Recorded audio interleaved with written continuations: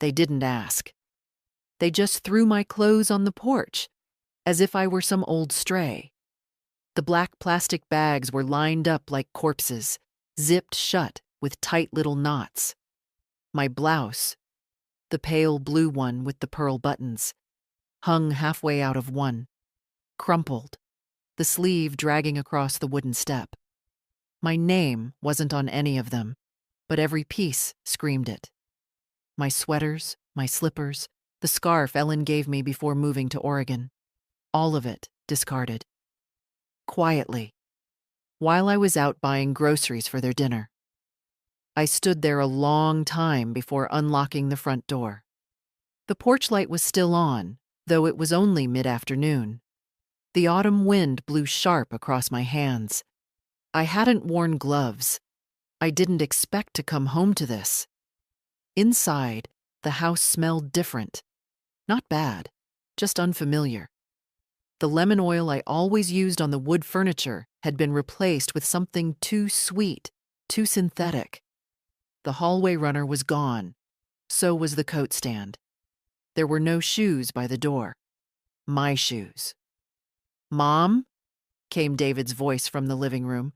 He said it like I was intruding. Like I was early to something I hadn't been invited to.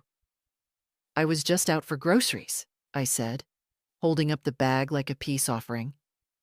David didn't look up from his phone. "We thought you'd be longer." "We?" Of course.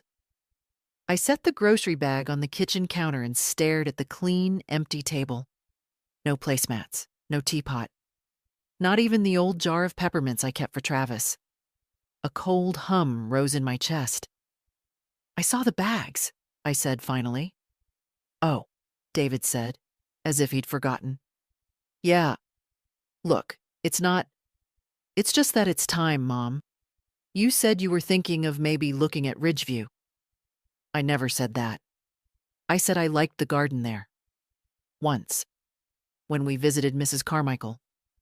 June appeared in the doorway, arms crossed. "We didn't want to make it harder than it needs to be." I turned to her, and throwing my clothes out made it easier. Her lips tightened. "We packed them carefully. You've got your room at Ridgeview, or with Ellen, if you're still considering that. You've got options." "Options," I repeated. My voice felt like it belonged to someone else. "This is my house." David rubbed his temple like I was giving him a headache. "Come on, Mom. We all live here now. The place has changed. We've made changes." "You mean you've erased me?" He opened his mouth, closed it again. The clock ticked behind him, steady and indifferent. June stepped forward, lowered her voice. "You've done so much. No one's saying you haven't. But Travis needs space. We need our own rhythm. It's not fair to him or us with your things everywhere." "My things," I said, half laughing. "You mean the dishes, the towels, the furniture, the mortgage." They both flinched at that. I'd struck something. David shifted. "We appreciate everything, okay? But we thought you'd want a chance to settle somewhere quiet. Peaceful. Peaceful. As in, not here." The room blurred a little. I reached for the back of the dining chair, but the chairs were new now, sleek, cold-backed, wrong. Mine were gone. I steadied myself on the counter instead. "Fine," I said. "I'll go." Neither of them looked surprised. But not today. June frowned. "It's just, not today," I repeated. My voice had steel in it, not loud, not dramatic, just final. I walked past them, picked up the blue blouse from the porch on my way out. The plastic bag I left behind. I didn't need to carry garbage to know it was mine. My car was still parked where I'd left it. Grocery bag in the passenger seat. I sat behind the wheel and stared at the house for a long moment. The curtains moved in the upstairs bedroom. Travis's room now. My room once. They hadn't even let me pack it myself. I reached for the glove compartment. Inside, under the insurance papers, was a manila folder. Yellowed, worn, but intact. Inside it, the deed to the house. My name. Only my name. I smiled for the first time that day. A small thing. Quiet. They didn't know. Yet. I built that house with Walter, brick by brick, paycheck by paycheck, before David was even born. It wasn't much at first, just a square frame and a leaky roof, but it was ours. Walter worked the mill, and I worked nights at the diner. We saved every cent. Ate rice and beans so we could pour concrete for the driveway. Shared one coat between us the year the pipes burst. And every time we added something, a window, a porch swing, a second bathroom, we said the same thing. For the future. The future, it turns out, has a short memory. I drove to the diner that evening, not to eat, just to remember. It's called Sibley's now, but I still call it Monroe's. My name's still scratched into the underside of the counter from when Walter proposed there. LM plus WM, hearts and all. I used to serve coffee at that spot. Now, girls with fake lashes and long nails slide plates down it like it's a racetrack. I sat in my car across the street for a while, watching the lights flicker behind the windows. Everything changes, sure, but some changes are crueler than others.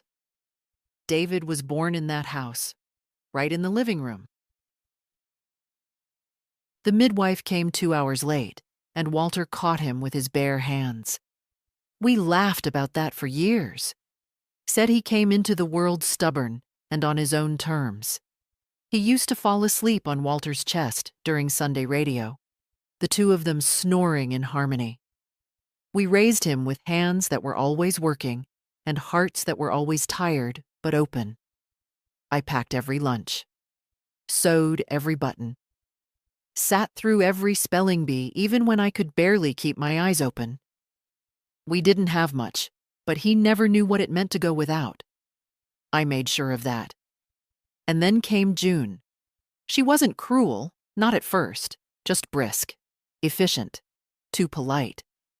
Her eyes flickered past me at dinners. Her hugs were always air. When they moved back in with me, it was supposed to be temporary, just until they got on their feet. That was 5 years ago. I didn't mind, not really. It was noisy again. There were dinners together. I had someone to talk to in the mornings. Travis was small then, and he loved helping me in the garden. He'd wear my gloves and stomp around like he was king of the dirt. Called me Gran Rain because he couldn't say Lorraine. But as the years passed, I began disappearing piece by piece. First, they accidentally gave away my rocker in a yard sale. Then they boxed up my recipe books and said they were digitizing everything. My knitting basket disappeared. My teapot ended up under the sink behind the bleach. Every change came with a smile and a reason. We thought you might like a break. You deserve to rest. We're just helping simplify. But I wasn't tired. I wasn't asking for rest. They didn't want me resting. They wanted me erased. It was easier to pretend I didn't notice, easier to smile and nod and say thank you when June reorganized the kitchen and put my cups out of reach. When David signed Travis up for daycare, even though I'd been watching him every day since he was born. When they stopped asking me to dinner, even when it was in the room next to mine. The worst part wasn't even the silence. It was how gentle the rejection was. Soft and slow, like a lullaby. Like they were putting me to sleep, one kindness at a time. But I wasn't asleep. I remember the moment it shifted. I'd made chicken pot pie. The good one. With the flaky crust from scratch. I set it on the counter and called them in. David said they'd already eaten. June was finishing a salad, something trendy and cold with kale and pomegranate seeds. Travis came in, looked at the pie, then looked up at his mother. She shook her head slightly. And he said, "That's grandma food." As if I weren't standing right there, as if I weren't real. That night, I ate alone. My slice of pie tasted like cardboard. I scraped my plate and washed it in silence, listening to them laugh at something on the TV in the next room. And still, I didn't say anything.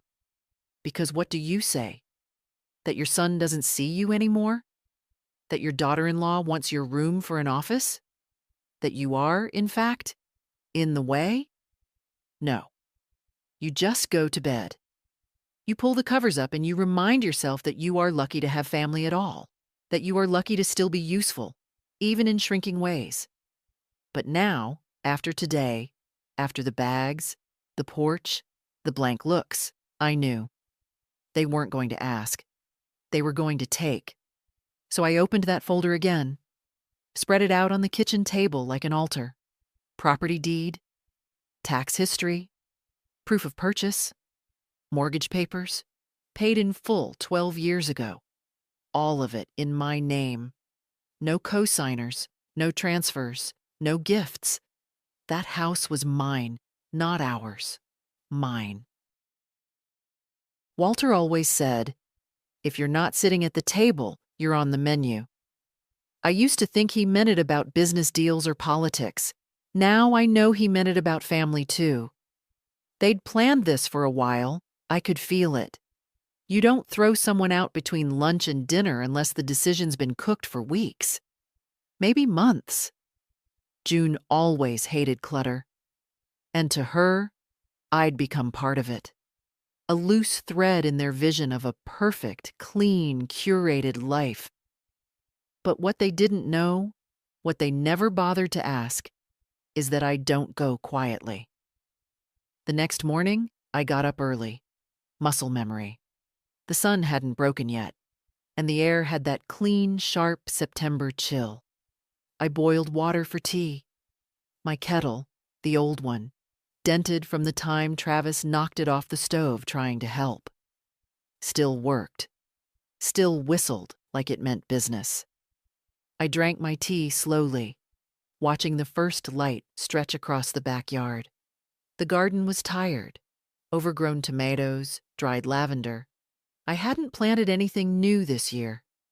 Too many mornings I'd find the hose coiled and zip-tied, or the shears missing. June said Travis had allergies.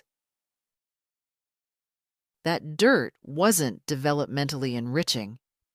I had stopped arguing. After tea, I showered and put on my gray slacks and the cream blouse Walter always said made me look presidential. I pulled my hair back tight. No makeup. I wanted them to see my face today. The whole thing. No soft edges. Then I made calls. First to the bank. I asked to speak with a real person, not the voicemail labyrinth. I gave them my full name, spelled it twice, and told them I wanted to review all automatic transfers and co-signed authorizations on my account. The young man on the line said, "Of course, ma'am. Are you expecting fraud?" I said, "No, son. I'm expecting consequences." Next, I called Mr. Halverson, the lawyer Walter and I used for 30 years. He'd retired, but his daughter Mara had taken over the practice. She remembered me, told me to come in that afternoon. "It's just paperwork," she said. "If everything's in your name, there's a lot you can do." That word again, mine. By noon, I was sitting in her office, staring at the same dusty plant her father had nearly killed 10 years ago. Mara wore round glasses and a serious expression. Her hands moved fast over the keyboard, clicking out clauses and conditions like piano keys. "Lorraine, you have full ownership," she confirmed. "There's no lease, no cohabitation agreement, no tenancy clause. Which means they're living in your house at your discretion, and you can revoke that at any time. legally, financially, ethically. I stared at the deed again. My name, printed in that tidy courthouse font. Black ink on yellowing paper. I'd never really thought about it before. Never needed to. I'd always assumed my name meant something to them, that it came with respect, or at the very least, consideration. Apparently not. I want to add one name, I said. Mara looked up. To the will, and the emergency contact for the bank, the utilities, the title, everything. She waited. Travis? I shook my head. Emma. Emma was my neighbor's daughter. She'd helped me carry groceries more times than I could count. Dropped off soup when I had the flu. Sat with me once for 2 hours when the power went out. Never asked for anything. Just kind. She's not family, Mara said carefully. She's decent, I replied. That was enough for me. We went through every form. It took hours. My eyes blurred by the end of it. But when I left her office, I felt lighter, like I'd untied something that had been wrapped around my ribs for years. That evening, I came back home. The bags were gone from the porch. I don't know if they brought them back in or just threw them away. Either way, no one said a word. I let myself in with my key. The same key I've had for 42 years. No one met me in the hallway. The house was quiet. I walked into the kitchen and saw takeout containers on the table. June's laptop was open. Travis was watching something on a tablet in the living room, his face lit blue from the screen. David came out of the bathroom, drying his hands. "Oh, hey," he said. "We didn't think you were coming back tonight." "I wasn't planning to," I replied. "But plans change." He looked at me for a second. Something in my tone made him hesitate. Then he shrugged and said, "Well, if you need help looking into Ridgeview, let us know." I didn't answer, just walked past him and up the stairs. My room was half empty. The dresser drawers had been dumped and left open. The bed was stripped. My photos were gone. But the walls, they were still mine. And the window still looked out on the garden. Walter and I planted. The maple tree was already yellowing. I sat on the edge of the bed and let the silence stretch. They thought they were winning. They thought they'd handled it cleanly, respectfully, kindly. They thought they were writing me off. But I wasn't finished. I was just getting started. The thing about generosity is, people forget where it started. And when it stops feeling like a gift, they start calling it an obligation. David didn't ask for much when he was younger. He didn't have to. Walter and I gave what we could before he could think to want it. New cleats for baseball? Done. Clarinet lessons after he gave up on guitar? We found the money. And when he went off to college, we took out a second mortgage on the house. Quietly. No fanfare. Just handed him the check with a thermos full of soup and Walter's old toolbox for his dorm. When Travis was born, I offered to babysit. Not just now and then, every day, for years. Diapers, bottles, ear infections, story time, tantrums, all of it, while June got back on her feet and David worked late. I was happy to do it. Love doesn't come with a clock. They thanked me, of course, at first. "We don't know what we'd do without you, Mom." That kind of thing. But thanks, like milk, has an expiration date. Then came the first big ask. Help with the down payment on the new house. "We want something bigger," June said. "For Travis, a yard. Room to grow." They had their eyes on a place across town. 4 bedrooms, big garage, new appliances, open floor plan. Too big for their budget. They needed $80,000 to close. "Just a loan," David said. "Short term, We'll pay you back. I didn't hesitate. I wrote the check. From my own savings. The money Walter and I had built slowly over decades. The money meant for travel that never happened. For rainy days. For my last years. Of course, they never paid it back. They didn't even bring it up again. After that, the requests started to blend together. New car for June. Hers isn't safe for Travis. Private school application fees. Furniture. Summer camp. Therapy. Vitamins. A retreat for June's wellness business. Repairs on the HVAC system in the house I technically owned. Every time I opened my checkbook, I justified it. They're young, they're building, we're supposed to help the next generation. But what I didn't realize until much later is that there's a difference between giving and being drained. I remember the afternoon June asked for control over the utility bills. "It's just easier if we centralize everything," she said.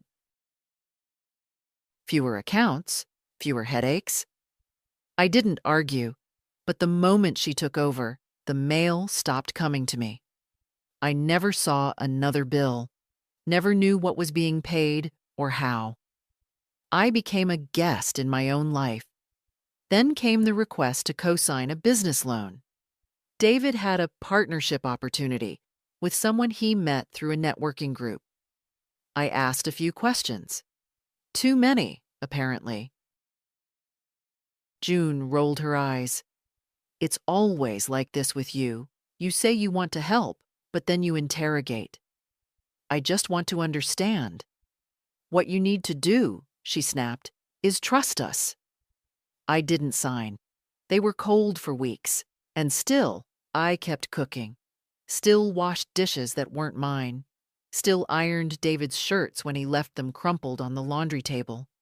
Still remembered every birthday, every appointment, every goddamn holiday meal. And when I once, asked David to take me to the doctor when I twisted my knee in the garden, he said, "Can you reschedule? I'm swamped." He didn't ask how I was feeling.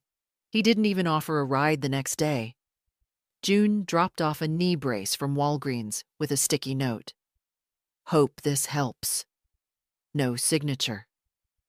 And that's the thing that stayed with me. Not the money. Not even the cold shoulder. It was how thoroughly I had been moved from the center of their world to the outskirts, like a landmark they no longer needed to navigate by. The turning point came on a Tuesday. I had made dinner. Nothing fancy, just stew and cornbread, the kind of food that makes a home smell like comfort. June walked in, took one look, and said, "We're doing plant-based now. No offense, but this is kind of heavy." Travis, echoing her, added, "It smells like old people food." I sat there, ladle in hand, feeling the air go thin in my chest. They didn't notice. They ordered from somewhere that did gluten-free wraps. I sat at the table and ate alone. That night, I took out the black ledger from the desk drawer, the one Walter and I kept all our records in. I flipped through the pages. Check stubs, bank transfers, receipts. 40 years of giving. I added it up. Not out of bitterness, just out of clarity. The total shocked me. Over $300,000. $300,000 I'd poured into that family, and not once did they ever ask what I needed. As I sat there, the house silent around me, I realized something. They didn't see me as a person anymore. They saw me as a function. Caretaker, babysitter, banker, spare key, but not mother, not Lorraine, and certainly not owner of the roof over their heads. That would change, and it would change soon. It started with small exclusions. The first time they went to dinner without telling me, I assumed it was an oversight. I saw the receipt crumpled in the trash, sushi from that trendy place downtown. David hated sushi, used to say it was overpriced bait. I smiled at the thought. The second time, it was a movie night. I heard them talking in the hallway, whispering fast and quiet. I waited in the living room, cardigan buttoned up, hoping one of them would say, "Mom, you coming too?" But the front door clicked shut, and the silence after was heavier than any rejection. Still, I made excuses for them. They're busy. They're stressed. They didn't want to bother me. But the third time wasn't quiet. The third time was a party. Travis's birthday, his 10th. I'd baked the same chocolate cake every year since he turned 4, with the blue frosting and the dinosaur sprinkles he used to demand. That morning, I found a bakery box in the fridge, a sleek, fondant-covered monstrosity that looked more like a wedding centerpiece than something a child would eat. "We ordered something more modern this year," June said, brushing past me as she arranged party favors. "You don't mind, right?" I just stood there, staring at the frosting roses. "I thought I'd be helping," I said. "We've got it," she replied, without looking up. The doorbell rang. One after another, shiny cars pulled up to the curb. Friends from school, parents from her yoga studio, people I'd never met. The kitchen filled with chatter and expensive perfume. No one asked where I was. No one introduced me. I stood in the doorway like a forgotten ornament. When I tried to refill the chip bowl, June gently took it from my hands. "Just relax, Lorraine. Be our guest today." Guest. In my own home. The humiliation was so quiet, so casual, it didn't sting at first. It burned slow, like sun on skin you don't realize is getting damaged. After the party, I found my cake in the garage fridge. Untouched. Even Travis didn't ask about it. That night, I cried. Not loudly, not dramatically. Just slow, steady tears while sitting on the edge of my bed, fingers clenched around the fabric of my robe. I didn't recognize the person they saw when they looked at me. I didn't recognize the version of myself who allowed it. But the final blow, the one that carved something open in me, came a week later. David was in the kitchen, phone to his ear, pacing. I was pouring tea. He didn't notice me. "No, it's fine," he said. "She's still here, yeah, for now." A pause. "Soon, hopefully. Ridgeview's got a wait list, but we're pushing." Another pause. No legal issues. The house is basically ours. It'll be cleaner once we get her settled." Cleaner. I turned slowly. Tea forgotten. David glanced over his shoulder, saw me, and froze. He ended the call quickly. "Mom, that wasn't— I was still here," I said. "Still here, David." He looked away. "It's not what it sounded like." But it was. It was exactly what it sounded like. I didn't scream. I didn't cry. I just walked past him, upstairs, and closed my door. And that night, I didn't sleep. Instead, I packed. Not clothes, not books. I packed my worth. Bank records, titles, letters Walter had written me over the years, old receipts, the folder with the deed, my marriage certificate, the house insurance, my list of all payments made for David, every last one. And then I wrote a letter to myself. It began, "You are not a burden. You are the roof. You are the bones." I folded it and placed it in the folder between the deed and the most recent electricity bill. They wanted me gone. They wanted the space, the silence, the freedom. But they would have to face the truth first. I wasn't the past in that house. I was the foundation. And they'd built their future on me without asking if I wanted to hold it. There are ways people say leave without using the word. Sometimes it's in the tone when they say, "Are you still up?" as if your very presence in the room is a disruption. Sometimes it's in the polite smile when they ask if you've looked at Those brochures they left near your teacup. And sometimes it's in the silence, the kind that settles after a pointed remark, heavy and deliberate. The day after I overheard David's call, I came down for breakfast and found the table already cleared. Not a crumb, not a cup. I wasn't late. It was 7:45, the same time I always came down. "Sorry," June said, not looking up from her phone. "We didn't think you were coming." David gave me a glance over his coffee, then stood. "We've got a lot going on today, Mom. Big day. Big day." I wanted to ask what that meant, but I didn't. I sat quietly at the kitchen island with my own cup of tea, one I made myself. No one offered me a slice of toast. No one asked about my plans. At 9:15, June knocked on my bedroom door. She didn't wait for an answer. She stepped in with a smile that never touched her eyes and said, "Hey, Lorraine. I thought it might be a good time to talk." That phrase, "a good time to talk," it's never about talking. It's about laying groundwork, paving the way for whatever cruelty is about to be excused. "I know things have felt tense," she started, sitting on the edge of my armchair like she owned the room. "Transitions are always hard." I said nothing. I was folding a cardigan, one of the few they hadn't bagged yet. She glanced around the room. My room. Her eyes lingered on the old mirror, the quilt I'd stitched 20 years ago, the family photo on my dresser. Then she smiled again, softer this time. "David and we've been thinking. It's time for the next chapter. For all of us."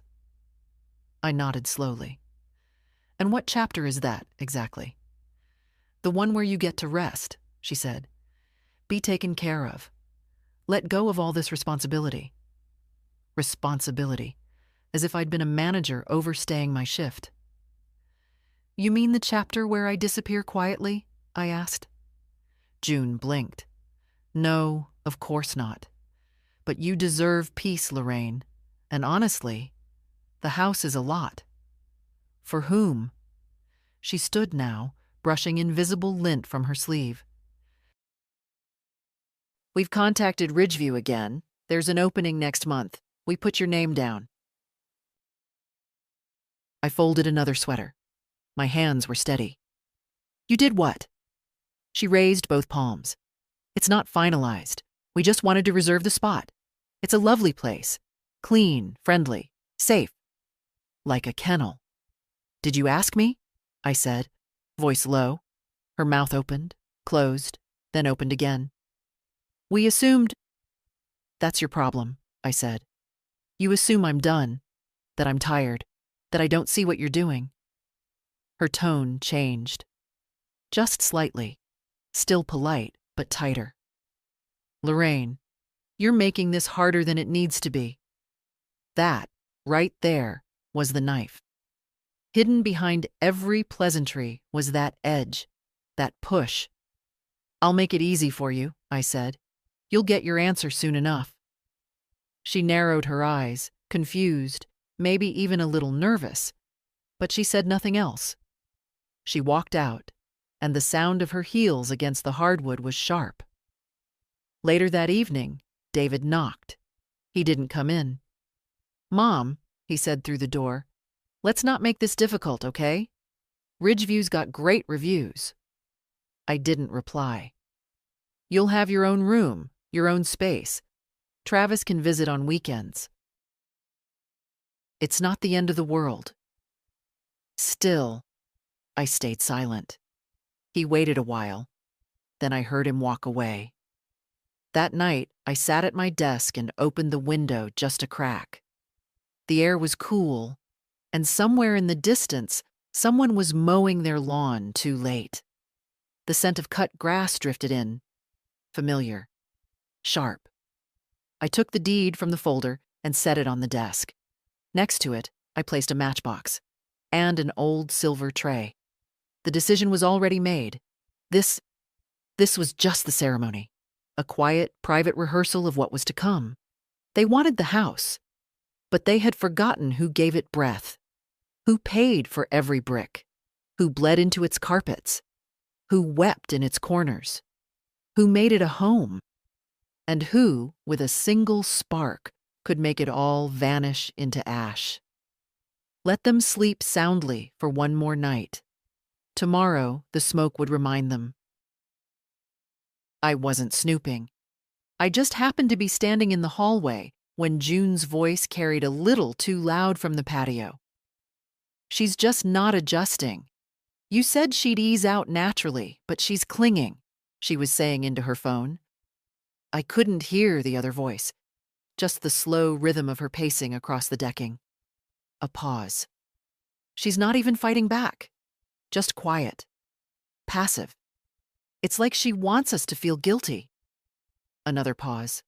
No, David's useless in this. He keeps chickening out. I'm the one who has to be the bad guy. I stood frozen, my hands still damp from washing dishes.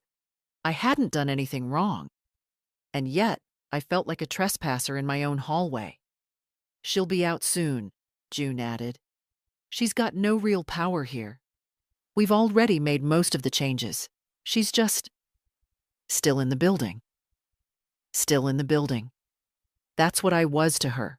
Not a person, not a mother-in-law, not a grandmother, just an inconvenient leftover. I stepped back slowly, the floorboard creaking beneath me. June fell silent for a beat, but then I heard her laugh, soft, dismissive, and the click of her phone being set down. In the kitchen, I wiped my hands on the dish towel and stared out the window, my tea gone cold on the counter. There are moments you don't forget, not because they're dramatic, but because they seal something, finalize a truth you've been dancing around for too long. That moment sealed it for me. They didn't want me here, but they didn't want to say it directly either. They wanted to bury me under suggestions and polite exclusion. They wanted me to pack my own bags so they didn't have to lift a finger. That's what June meant by ease out naturally. But I wasn't going to fade. Not for their comfort. That night, I called Emma. She picked up on the second ring. "Hi, Lorraine," she said, cheerful as ever. "Everything okay?" "I have a question," I said, "and a strange one." "I'm listening." "If you had to leave your life behind, would you want someone to warn you or just let it happen?" Emma didn't hesitate. "Warn me, always. I don't like surprises." I smiled. "Me neither." She paused, then added gently, "Are you okay?" "I will be," I said, "but I need a favor." We met the next morning at the cafe near the library. She wore that soft blue cardigan she always wore when she thought someone needed comfort. She didn't ask too many questions, just listened. I gave her a sealed envelope. Inside was a letter, a copy of the deed, and a note explaining what I planned to do, if it came to that. "Why me?" she asked softly. "Because you see me," I said, "and you never asked for anything." She nodded, her eyes wet. "Whatever you need, I'll protect it." By the time I got back home, it was quiet. The cars were gone, errands maybe, or yoga, or brunch. I didn't care. I walked through each room slowly, letting my fingers trail across the backs of chairs, the smooth edge of the fireplace mantel, the old family portraits they hadn't yet replaced with abstract art. My presence still lingered, even if they tried to scrub it away. Upstairs, my room was emptier than ever. The closet was half cleared. Someone had taken my photo albums and replaced them with folded towels. I sat on the edge of my bed and took out the small box I kept in the nightstand. Inside were matches, a flask of Walter's bourbon, and a single envelope with my name written in his handwriting. He'd left it for me the year he passed. I'd read it only once. Lorraine, if life ever turns cold around you, remember who you are. You built everything around you. Don't ever let them make you feel like you're just passing through. I folded it shut, hands trembling. They thought I wouldn't fight because I was old, because I was quiet, because I didn't slam doors or scream at dinner. But silence isn't weakness. Sometimes it's the calm before a reckoning, and they were about to learn what kind of woman Lorraine Mason really was. Mara greeted me with a firm handshake and a thicker file than the last time.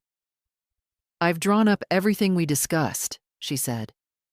"But there's one more option you might want to consider."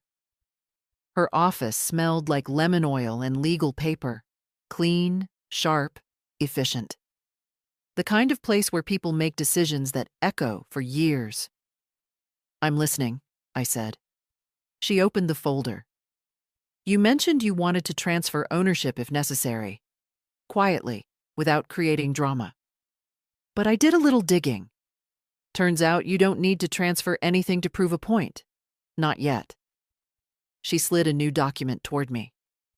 "A revocation of informal tenancy. It's not an eviction in the legal sense, but it puts it on record that they are occupying the property without agreement or payment, and you are no longer permitting it." I looked at the page. Neat lines, impersonal words. But it might as well have been a mirror. Because there it was, black and white proof that the people I fed, clothed, funded, raised, were guests in a home they thought they owned. Mara lowered her voice. "If it ever comes to legal action, this document protects you. And if it doesn't?" She smiled, tight and kind. "Then it's just a piece of paper, but a very loud one." I signed. Back home, the air felt different. Like the house knew what I'd done. The walls held their breath. June was in the kitchen, chopping something that smelled too raw to be food. David sat at the table, eyes on his phone. "Good morning," I said. They both looked up, suspiciously polite. "You were out early," David said. "I had some errands," I replied, setting my purse down. "Legal ones." June glanced at David. "Legal?" I pulled out an envelope and placed it on the counter. "This is for both of you, just so we're all clear." David picked it up and opened it slowly. June leaned in, reading over his shoulder. "What is this?" she asked, voice tightening. "It's a notice," I said. "Informal, but binding. This house is mine. You've been living here without a lease, without rent, under the assumption that I was too old or too tired to care." David looked pale. "Mom, come on." "You asked me to leave," I said, calm and unblinking. "You talked about Ridgeview. You threw my clothes on the porch like I was furniture being donated." "That's not how it was," June started. "It's exactly how it was." Silence fell. Only the sound of the knife hitting the cutting board remained. A soft, methodical rhythm. Chop, chop, chop. "You're not serious," David said. This is just making a point, right?" I leaned on the back of the chair across from him. "You've both spent months deciding how to reshape this house to suit your lives. You excluded me. You undermined me. You pushed me out without having the courage to say it to my face." June crossed her arms. "We didn't want to fight." "No, you didn't want to witness." David stood. "Okay, let's all take a breath. I've taken enough breaths for all of us." My voice wasn't raised. It didn't need to be. It landed like a stone. June started again. "Lorraine, you don't want to escalate this. Think of Travis." "I am." That silenced her. They both stared at me like I was someone new, or someone they'd forgotten they used to know. Someone they hadn't expected to still be standing. I turned and walked toward the hallway, toward the stairs, toward my room, still mine, still full of air I paid for. Behind me, David called out, "We thought you'd want peace." I stopped, one hand on the banister. You don't get to take everything from a person and then offer them peace as a consolation. Peace isn't a bribe. It's something earned. And I kept walking. Upstairs, I opened the closet and took out the wooden box from the top shelf. Walter's box. Inside, the deed. The original. Fragile. Heavy with meaning. I walked over to the window and looked down at the backyard. They were still in the kitchen. I could hear faint voices, rising, sharp now. Nervous. Let them scramble. Tonight, I'd finish it. Not with noise, but with fire. The sky was the color of cold steel by the time I stepped out the back door. No stars, no wind. Just the kind of heavy stillness that feels like the world itself is holding its breath. I was carrying a canvas tote, the kind they hand out at farmers' markets with flowers printed on the side. It held one thing, the deed. Folded, original, crisp-edged and sacred. Walter's signature in blue ink, my own in black. Proof of everything we'd built, everything they'd ignored. The backyard looked different at night. The garden, once my sanctuary, was a shadow of itself.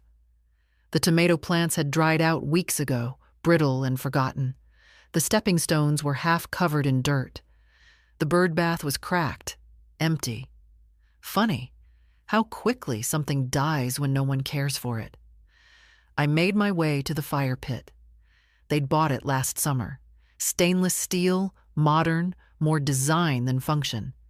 They used it twice, both times to impress guests. It had since become another forgotten fixture in their pursuit of curated comfort. I lifted the lid. It was clean, unused, untouched. That made it perfect. I laid the tote on the edge and pulled out the deed. For a moment, I just held it in my hands.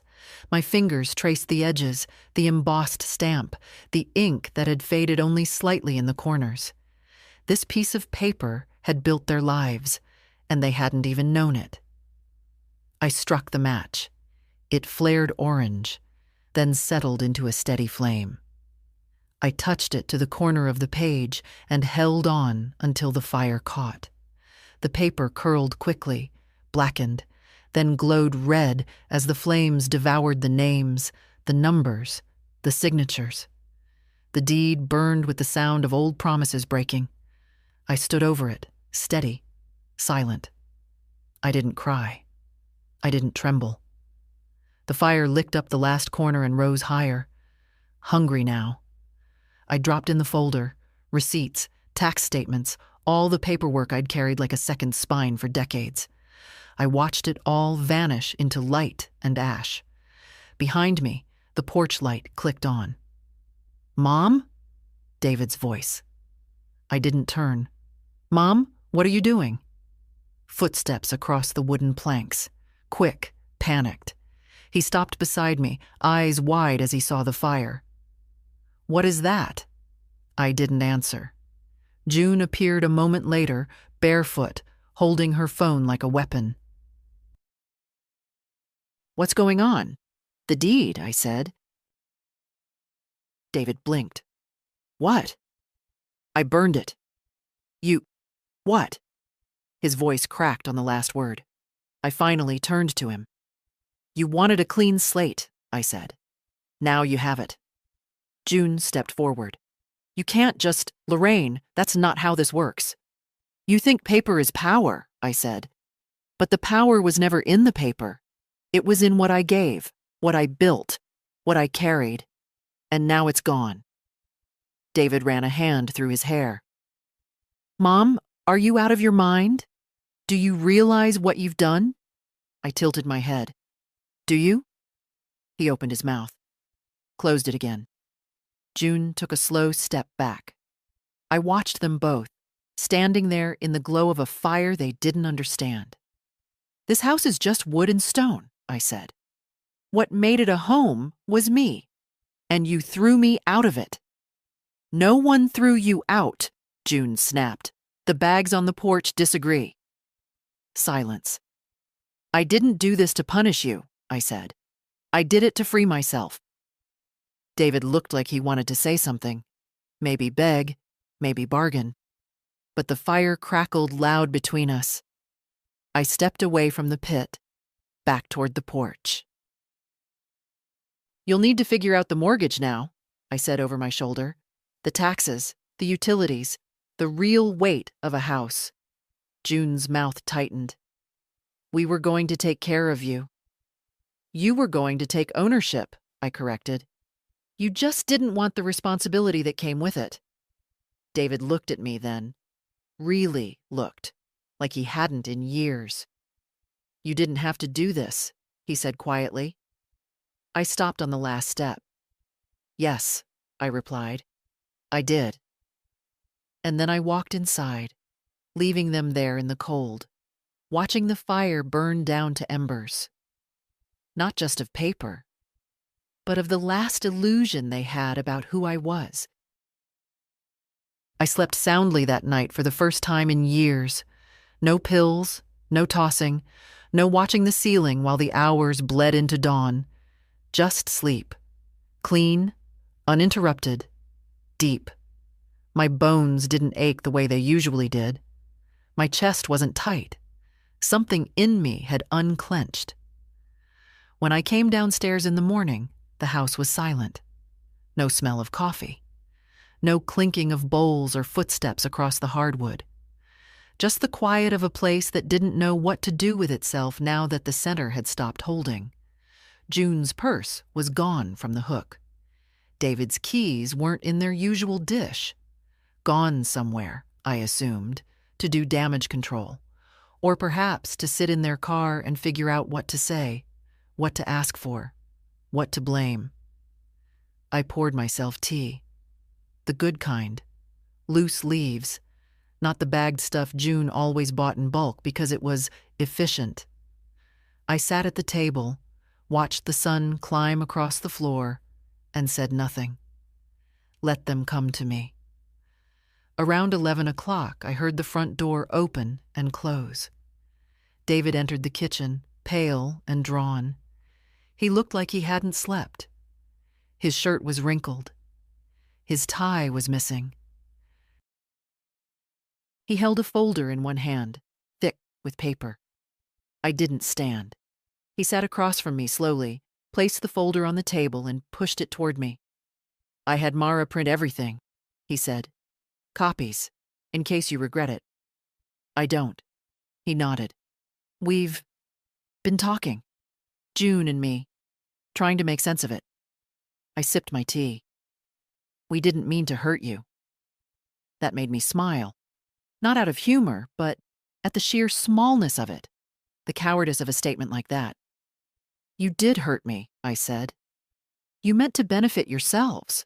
The hurt was just a side effect." He winced, but didn't deny it. He opened the folder, flipped to a page. "We want to find a way forward, maybe co-ownership, something that reflects everything you've done for this family. Now you're interested in reflecting." He swallowed. "We thought you didn't care about the paperwork." "I didn't, until you tried to erase me with it." He didn't speak for a while, just sat there, hands clasped together, eyes on the table. Then he said the thing I think he'd come to say all along. "I can't lose the house, Mom. Not we. Not us. I..." And that was the final thread I needed to see. It had never been about family, or peace, or legacy. It had always been about control. "I know," I said. I stood, took the folder, and walked it to the kitchen drawer, the one where I kept rubber bands and stamps and charger cords no one used. I slid the folder inside and shut it. Not to accept it. Not to humor him. To remind myself that I could keep things I didn't have to use. David stood too. "I don't know what to say anymore." then say nothing. He stared at me like he didn't recognize me. And maybe he didn't. Maybe he only ever saw the version of me that softened edges, filled in gaps, apologized for taking up space. That version no longer lived here. "I'm going for a walk," I said, reaching for my sweater. "Where?" I gave him a long look. "Anywhere I want." And then I left him standing in the kitchen, surrounded by everything I had given, and everything he had taken for granted. Outside, the air was crisp, early autumn curling at the corners of the leaves. The world didn't know about last night. The street looked the same, but I didn't walk the same. I walked like a woman who had remembered her name. When I reached the corner, Emma was standing by her mailbox. She smiled as I approached. "Morning," I nodded. "Morning." She glanced at the tote in my hand. Empty now. "Did it work?" "It burned beautifully." Her eyes softened. "You okay?" "I think I'm something better." She didn't press. We stood there a while, neighbors in silence, both looking toward the same rising sun. "I'll be making changes," I said, "to everything." Emma just nodded. "Good." And as I turned back toward my house, still mine, always mine, I thought about what Mara had said. Sometimes a piece of paper is just a piece of paper, but sometimes it's the match. And I had finally learned how to strike it. They walked on eggshells after that. No more brochures on the table, no more gentle suggestions, no more locked cabinets or replaced groceries. Even June's tone changed, clipped and careful, as if I might snap at any moment. But I wasn't angry anymore. I was awake. And nothing is more dangerous to people who rely on your silence than your clarity. David tried to slip back into old patterns. He'd knock before entering a room now, smile too broadly, offer to help with small things. The remote, the trash, my coat. It was theater, of course. Damage control dressed up as devotion. June kept her distance. The energy between us had changed, and she felt it. There was no more performance of civility. She avoided eye contact, shortened her sentences, left the room when I entered. It suited me fine. I wasn't interested in vengeance. I didn't want apologies or performative gratitude. I just wanted space. Space that was mine, time that was mine, and the dignity they'd tried to scrub out of me like mildew. And I had it now. One evening, as I sat at the dining table alone, reading, Travis came in. He didn't say anything at first, just hovered awkwardly near the hallway. "Gran Rain," he said quietly. That name again. The one he used to say when he was little. My favorite. I looked up. "Yes?"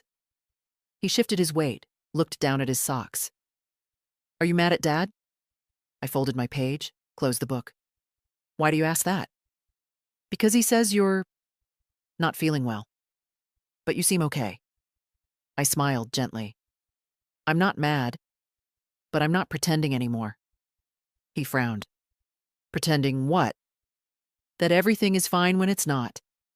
He looked confused, but nodded like he wanted to understand. I stood and walked to the kitchen. "Want tea?" He nodded. "If you have the mint kind." I smiled. "I always keep the mint kind." We sat together, 2 generations apart, and yet closer than I'd felt to anyone in that house for months. I didn't explain the fire. I didn't explain the paper. But he understood enough that something had shifted and that I was different now. After he went to bed, I stood in the hallway outside his room. Their door was closed, lights off, but I didn't need to go in. I just listened. One last time, not to eavesdrop, to confirm. Nothing had changed, not really. They still spoke in strategy, quiet hisses and careful phrases, still blamed me in whispers. "Why would she burn the deed? That's psychotic." She's doing it for control. She's trying to scare us, that's all. She's bluffing. They didn't understand a thing. It wasn't a bluff. It was a boundary. Later that week, I called the bank, closed 2 of the accounts, changed beneficiaries, transferred the remaining balance into a new account with a new name attached. Not Emma's, not Travis's, not even my own. A trust. With clear instructions, conditions, protections. Then I called the contractor. I gave him a quiet job, discreet. Build me a separate entrance, I said. Seal off the 2nd floor. Add a lockable door at the landing. You want to split the house? I want to draw a line. It took 2 days. On the 3rd morning, I handed David a key. What's this? To the upstairs, your part of the house. He stared at me. What does that mean? It means we're roommates now. You pay for your side. I pay for mine. Utilities are split.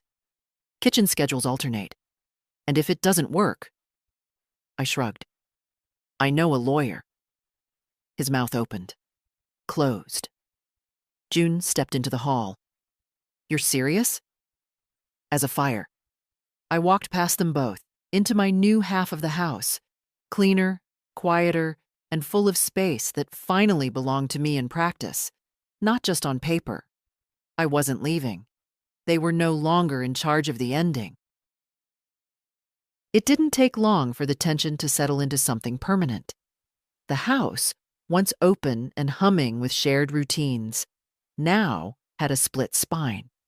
2 entrances, 2 rhythms, 2 households under one roof, except only one had built it, brick by brick, in love and sacrifice. And the other had assumed it came free with adulthood. David tried at first to smooth things over. He left notes. Not apologies, not admissions, just passive little offerings. Let me know if you need anything. Made extra soup. It's on the top shelf.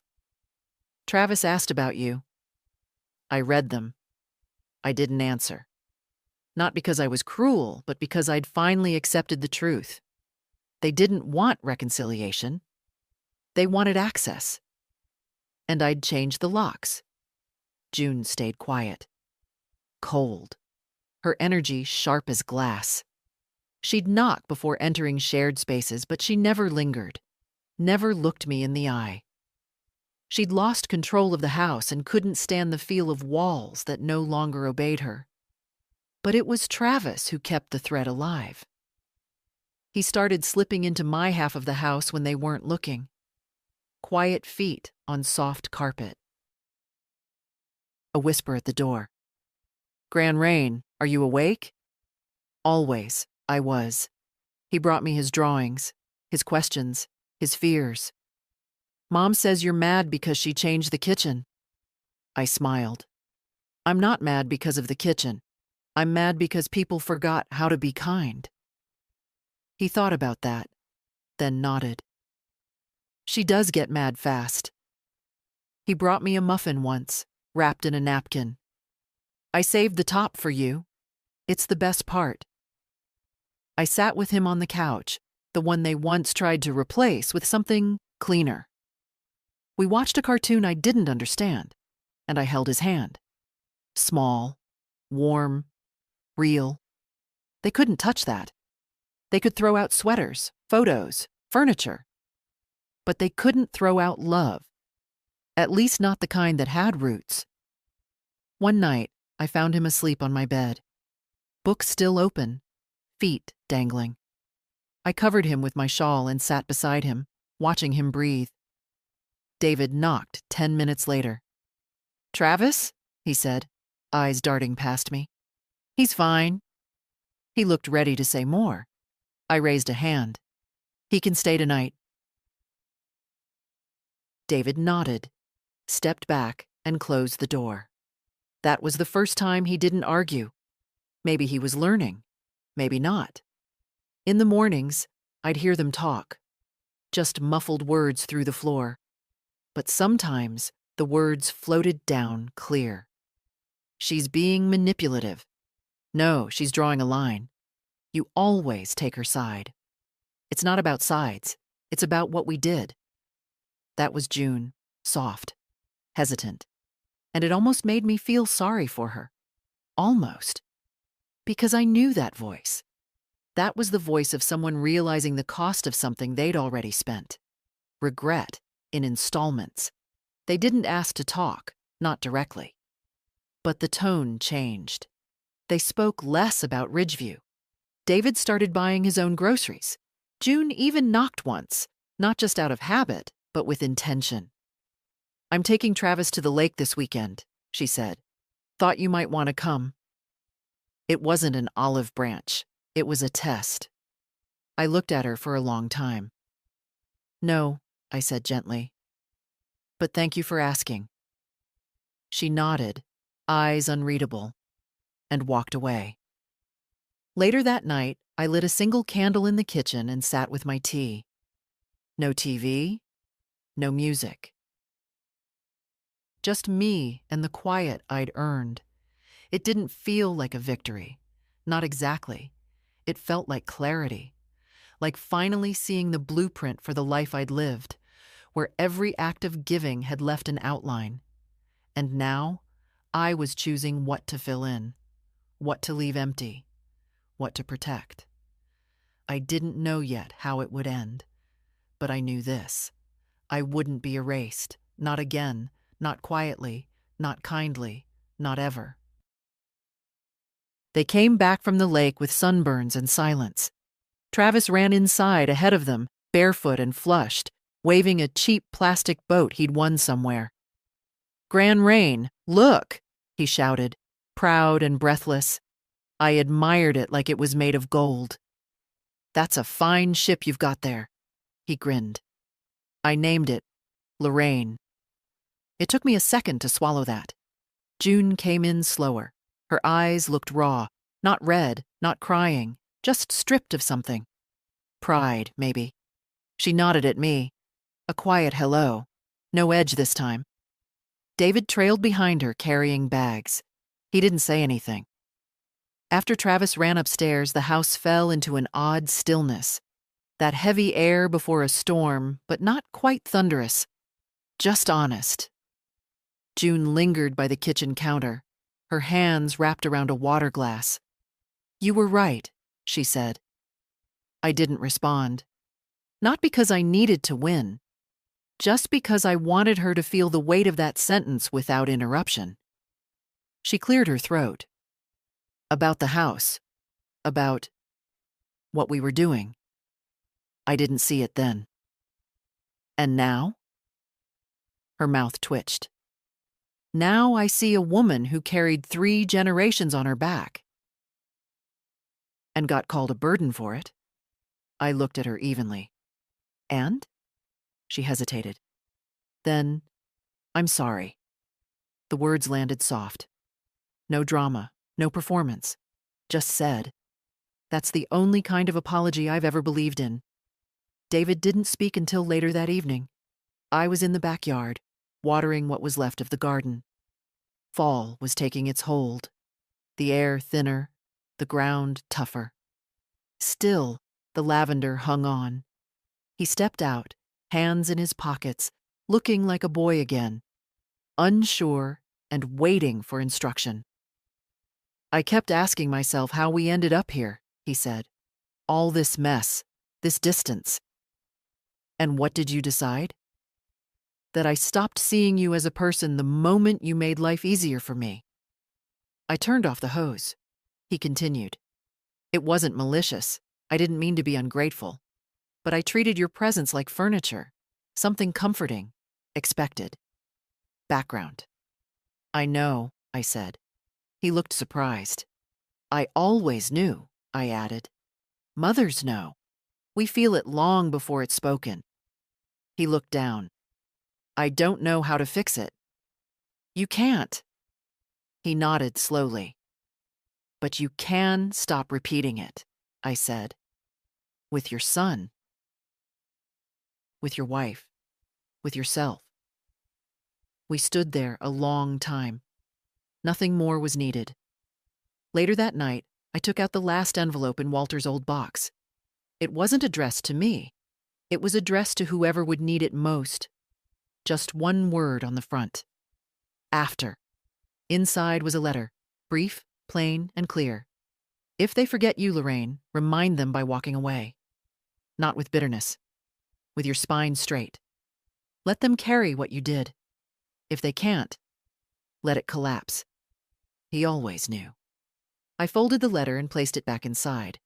I wasn't going anywhere. Not anymore. But I also wasn't carrying them further than I had. In the morning, I made a quiet call. To Mara. To finalize the trust, the division, the last details. No fanfare, just preparation. Because reckoning is only dramatic in movies. In real life, it's measured. Calm. Like a door closing softly. Or the sound of matches striking only once. The week the trust was finalized, the air in the house shifted. Not dramatically, not like a fight or a fire, just less friction. Like the weight had been named and set down, and everyone had chosen to stop tripping over it. Mara called on a Wednesday morning. "It's done," she said. "The trust is active. The house is protected. Your terms are locked in. No one can touch it now. Not without your consent. Not without respecting the structure you've set." I thanked her and hung up. There was no celebration, no cake, no champagne, just a long, steady exhale at the kitchen sink. I looked out the window. June was in the yard with Travis, showing him how to pull weeds. Finally. He hated it, of course, but he smiled through it because she was trying now, and he could feel that. Trying doesn't erase damage, but it's how you stop adding to the pile. David was at the dining table. I heard the familiar scratch of a pen, balancing checkbooks maybe, or budgeting for the first time without expecting a bailout. Good. That evening, I cooked. Not for them, for myself. Roast chicken, thyme potatoes, and the biscuits Walter loved. The scent filled the downstairs like it used to. Warmth without invitation. Comfort without offering. Still, by the time I sat down to eat, there was a second plate across from me. Set by small hands. Travis. He didn't ask. Just plopped into the chair and started buttering a biscuit with the determination of someone on a mission. "Smells better than the frozen stuff," he said. "It is." He grinned. "Can I stay here tonight?" "You live here," I replied. He tilted his head. "No, like, here, with you." I nodded. Of course. We ate in quiet. I served seconds. He didn't ask permission. That was the first real peace I'd felt in the house since long before the bags on the porch. Later, June came down. She didn't come in, just stood at the edge of the doorway, watching the two of us wash dishes. "You cooked," she said. "I did. It smells like before." I didn't answer. "I can smell it all the way upstairs," she added, almost smiling. "It used to make me jealous, you know. How he loved your food. How he always compared my cooking to yours." I looked up. "That wasn't my fault." "I know," she said, "but I blamed you anyway." There it was. The thing I hadn't needed, but deserved. She took a step forward. "I don't expect you to forgive me." "I already did." She blinked. "When?" "The first time you shut a cupboard too hard. I figured it was easier to assume you were hurting than to believe you were cruel." Her voice cracked. "I think I was both." I nodded. "That's usually how it goes." She stood there another minute, then turned. No long apology. No asking to eat. Just acknowledgement. That was enough. Later, I sat in the living room with my tea, alone again, but not lonely. The house no longer felt like a battleground. It felt like a boundary that had been respected. I heard the quiet creak of David's door, his soft steps toward the kitchen.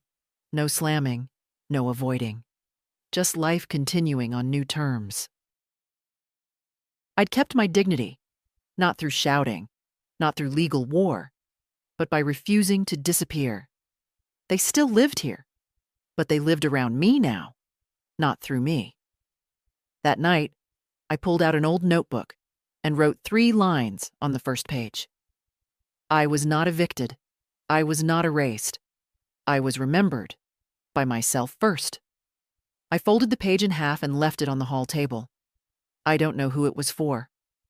Maybe for them, maybe for Travis one day, maybe just for the walls. But someone would read it eventually, and they'd know. I didn't burn the house to the ground.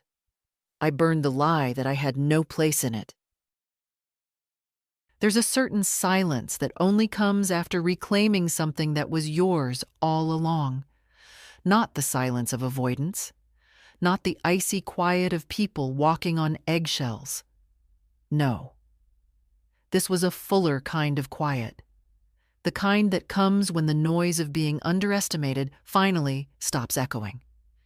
3 months had passed since the night of the fire. 3 months since I stood in my own backyard and reminded them, and myself, who I was. The house now had 2 rhythms, 2 kitchens, 2 thermostats that we both learned to argue with. We shared the laundry machine, but not the detergent. Shared the mailbox, but not the assumptions. It was working. Not neatly, not sweetly, but honestly. June still bristled sometimes, especially when I took up space in a way she couldn't ignore. Humming while I cooked, playing music too early in the morning, laughing with Travis like the air belonged to us both. But she didn't try to push anymore. David had softened, or maybe just surrendered. He started knocking before entering a room and asking questions without expecting me to fix things. Do you want to come with us to the school play? Can I pick you up anything from the store? Is this your mail or mine? Nothing profound, but real. And Travis, he grew. He started bringing his homework to my side of the house, not for help, just to sit near me. Sometimes I'd be reading, and he'd glance up and say, "Gran Rain, did you ever feel like no one was listening to you?" Every time I gave him the same answer. Yes, but I listened to me, and that was the beginning of everything. Emma still called every Sunday. Sometimes we met for breakfast. She liked to say I looked stronger in the eyes, which made me laugh, but she wasn't wrong. Strength doesn't always show up in your spine. Sometimes it's just in the way you enter a room, like you belong there, because you do. One afternoon, Mara stopped by to drop off the final copies of the trust papers. She stood at my door with that thick folder and a smile that held respect, not pity. "You did something most people only dream of," she said. "What's that?" "You drew the line, and you made them respect it." I looked down at the folder. All those documents, signatures, stamps. All that proof.